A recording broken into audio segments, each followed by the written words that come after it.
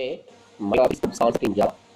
Java is a purely object-oriented programming language. Purely means everything we are specifying a class. Whereas in CPP, first of all we are creating class template, then we are creating number of objects of a class in main function. Whereas in Java, subclass will be there. In main class, we are creating objects of subclass and we are calling each member function of subclass with the object of class. So that's why Java is a purely object-oriented programming language. So it is object-oriented. So it contains number of OOPS concept. OOPS means object-oriented programming language. OOPS concepts are first one object, class, data abstraction, data encapsulation, inheritance, polymorphism, message communication, dynamic binding. These are all OOPS concepts. First of all, we will see about object.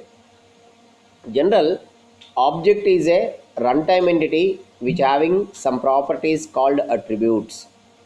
In object-oriented programming, object contain two partition. First partition is data, second partition is function. The relationship between the data comma function in object is the data can be used by function of the object. Data can't be used object outside function.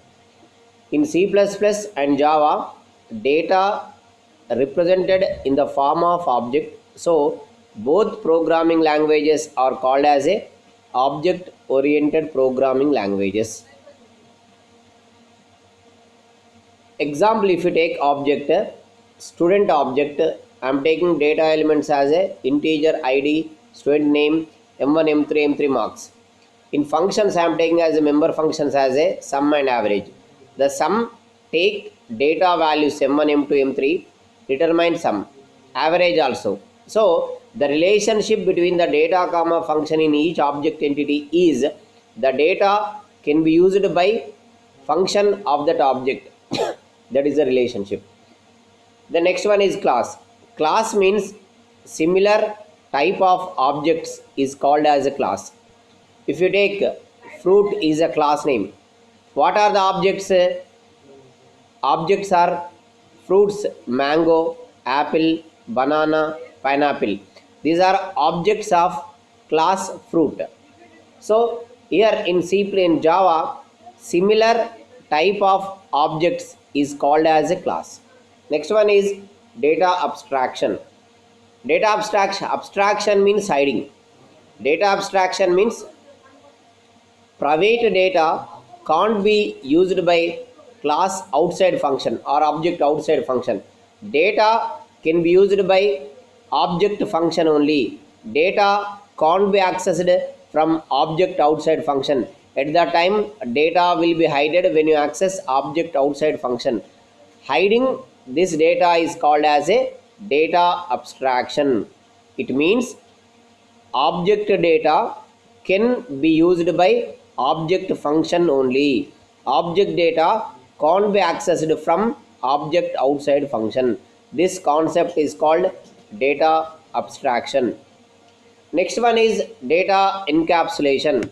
Encapsulation means wrapping data with a member function in each object entity is called encapsulation.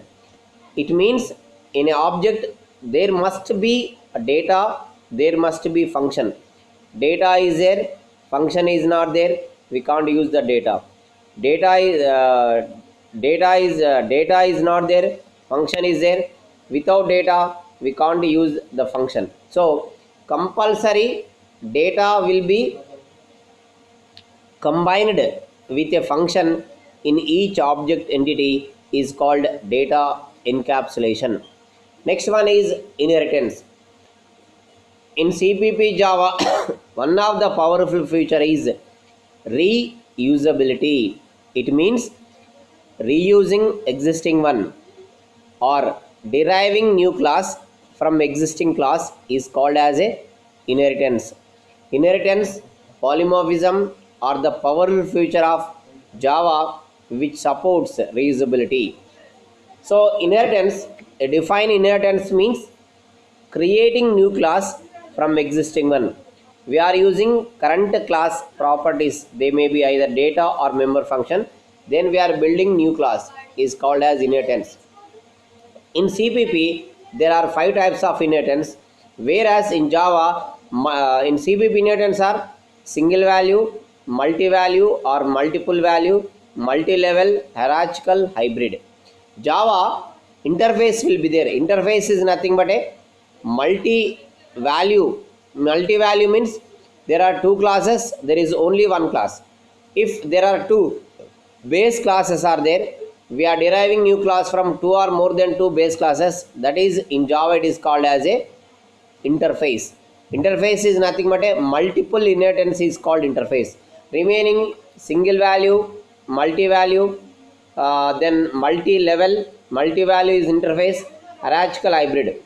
In Java, if you take class A, class B as a base classes, compulsory we should take as a interface. So that is called interface. Next one is that is called inheritance. Polymorphism. Polymorphism means the ability to make more than one form or same thing can perform different task is called as a polymorphism. In Java, polymorphism two types like CPP, compile time, runtime. Runtime in CPP, runtime polymorphism is achieved using the virtual function. Compile time example overloading. Overloading means doing additional task by existing one is called overloading.